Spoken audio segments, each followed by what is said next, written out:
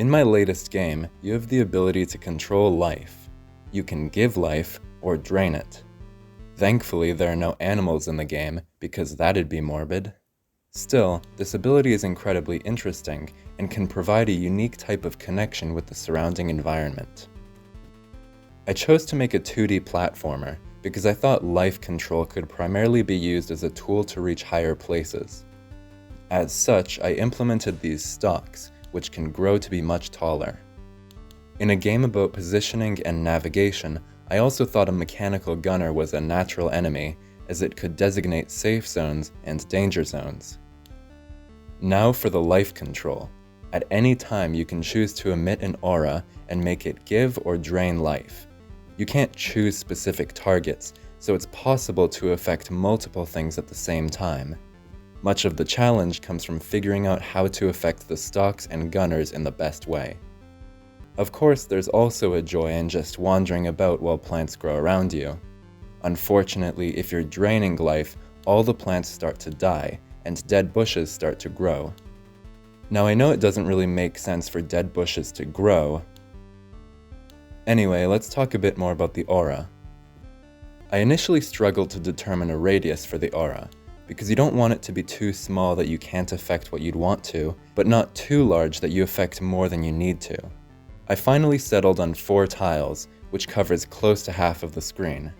This worked well for the stalks, but seemed inappropriate for the gunners, which you'd want to stay far away from anyway. Eventually, I just removed the distance limit for the gunners, so they're affected from any distance.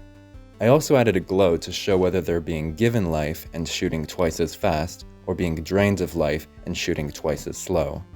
As you can see, there's also a glow showing which mode you're in, along with an indicator in the middle of the health bar.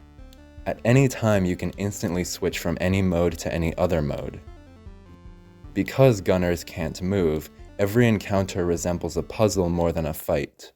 My favorite section is here, where you need to stand on a growing stalk to reach a higher ledge, but this necessarily causes this gunner to shoot very quickly, inevitably killing you. The solution is to grow both stalks together, move back and drain one, get on and grow both, effectively granting you a shield. Great game so far, right?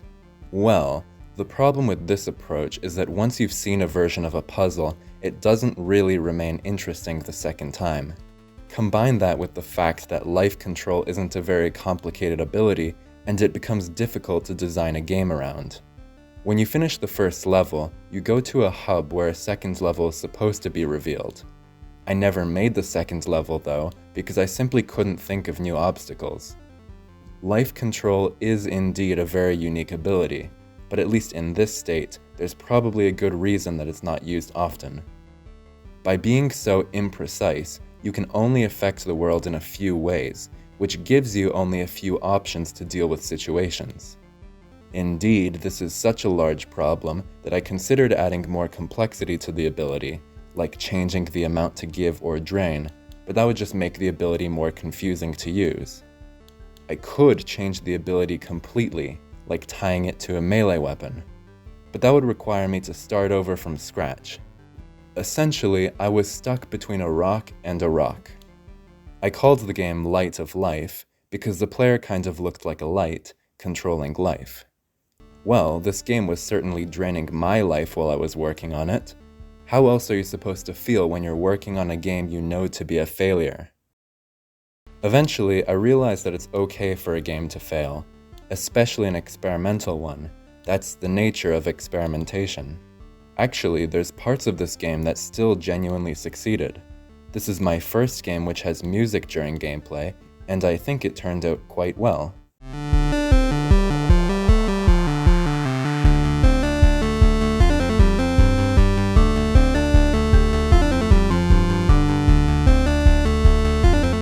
I also put a lot of effort into animations, which make good references for future projects. Most importantly, because the collision system is more complex than other projects I've worked on, I decided to make it more modular with reusable functions, which can actually be copied as is into other projects. So even though this project didn't turn out how I hoped, I still consider it a success, because it improves my ability to make better games in the future.